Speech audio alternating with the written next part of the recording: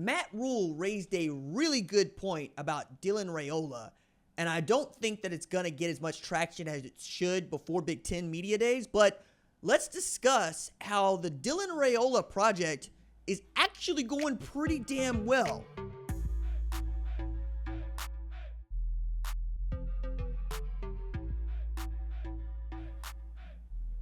What's up, kinfolk? It's RJ Young. I am not on a step mill. If this is your first time watching Adapt and Respond, thank you for joining us here. We talk college football year round.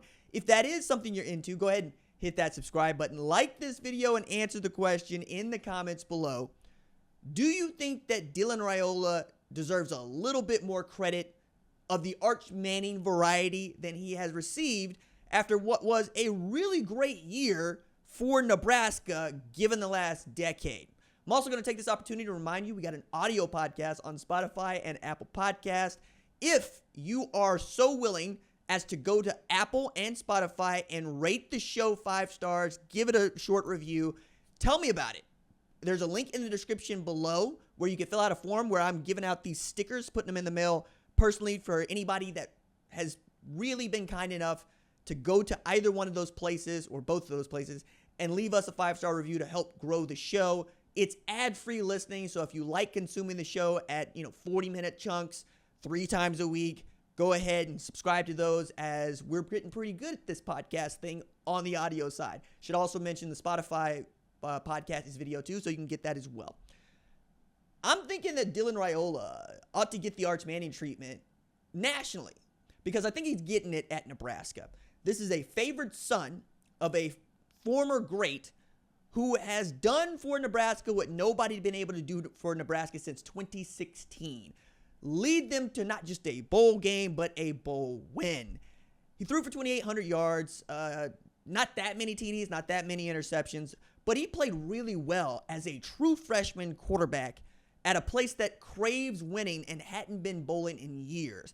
Some of this is about finally Matt Rule getting a quarterback into Nebraska that he likes and can trust, because the Heinrich Haarberg thing was just not going to work, right? The Jeff Sims thing was not going to work. You needed to have a quarterback that you knew you could trust, and to roll the dice on a guy that is a 5-star, right? Is a true talent, but was still a true freshman was bold.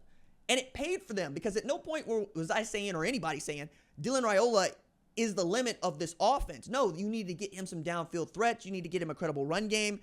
And you needed to get him a playbook that actually worked. One of the things that I also think that Matt Rule didn't get enough credit for was bringing in Dana Holgorsen from off vacation and almost immediately making him the offensive coordinator and play caller. And that showed up for them. Like, put it another way, we know that Dylan Raiola played well against Colorado. They got that great win. I think he played well against Ohio State. They didn't win that game. The USC game got away from them, but they could have won that. And yet and still, they go bowling.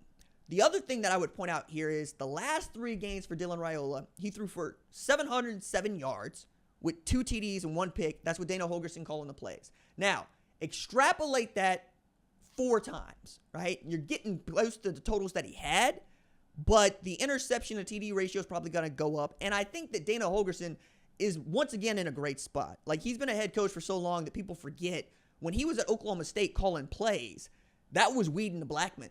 That was the, I'm going to find out who our best player is, and we're going to feed him the football. People forget that 2011 team was so good. And I also remember Dana Holgorsen never mincing words about what works. This is what makes an air raid guy to me. It's not the offense that you run. It is that the air raid is about getting the ball to players in space, but more importantly, feeding the ball to the most talented player you have as often as you can, right? Mike Leach did this with Michael Crabtree. We saw Dana Holgorsen do this with Justin Blackman.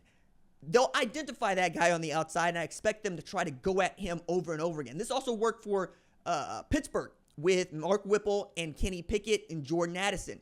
I think it's a great way to go. You play the 2-man game, and then you open it up for whomever's left to give somebody an opportunity to not just take the game away, but to give a different look to the defense. Now, that said, he's turning over basically both the coordinators with Tony White going to Florida State. So you got Dana Holgorsen going into a real year 1, and you're going to do something different on defense. But I think as Raiola goes, this team goes, because That dude had a recruiting that was all over the map. Committed to Ohio State, committed to Georgia, flipped committed to Nebraska.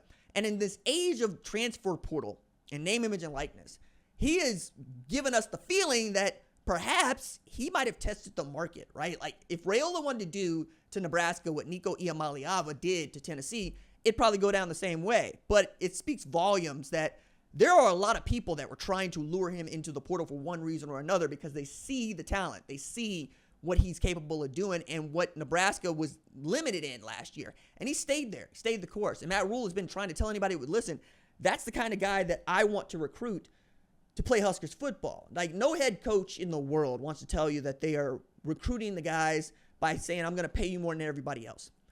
You want that to be a side effect. You want that to be one of the things that comes along with, I want to play Nebraska football, not the thing that is driving you to play Nebraska football, because it doesn't work that way. It doesn't fit. But I think also you have a Dominic Raiola and a Donovan Raiola that have in their brains and have told Dylan what it would mean to not just play at Nebraska, but be the starting quarterback. I think that's also working in Nebraska's favor. I think as we continue to look at legacies and we look at how players are built and what they are walking into, we're going to look at Dylan Raiola and we're going to go, that could have been much different. Like imagine if Raiola had stuck with his commitment to Ohio State, probably transfers, the way that Aaron Nolan did, the way that Devin Brown did, the way that Kyle McCord did. It can happen, right? It could have gone the same way at Georgia. Carson Beck goes down. Is it Gunnar Stockton? Is it Dylan Raiola? Right? Wouldn't have been Jaden Rashada, we know, but I think he made the best decision given his talent and his ability right away and the want to play. One of the things that I tell the kiddos when they're going through their recruitment is, hey, don't just go to the school that is the biggest or the one that's offered you the most money. Go to the one where you know you're going to play. Be honest with yourself about that. Because if you got an offer from Alabama and you got an offer from Ohio, but you don't see yourself cracking the two deep at Alabama in the first 2 years, go to Ohio where you might play as a true freshman, because that's the whole point. We want to play ball. We want to play ball with our teammates. We want to play in meaningful games. Raiola was not going to do that at Georgia. He was not going to do that at Ohio State, but he was given the opportunity to do that at Nebraska. What that means is you're walking into a situation that's not as good. He could have been on that Ohio State team and won a national championship. He could have been on that Georgia team and won an SEC championship, but he chose to go to Nebraska and to try to return that team to something like outstanding as opposed to simply good. But simply good is new for Nebraska since 2016. Certainly them playing for championships, we haven't seen that since they left the Big 12 to go to the Big 10. They basically haven't had an identity. We're using Nebraska as a comp for this could be Oklahoma in a couple of years. But I also think Raiola could change that. If he's a 3,500-yard passer and he can throw for 35 TDs, I have no reason to believe that Nebraska can't win 10 games given their schedule and can't compete in the Big 10. If nothing else for a New Year's Six bowl berth, but maybe, just maybe, playing the college football playoff is in the cards too.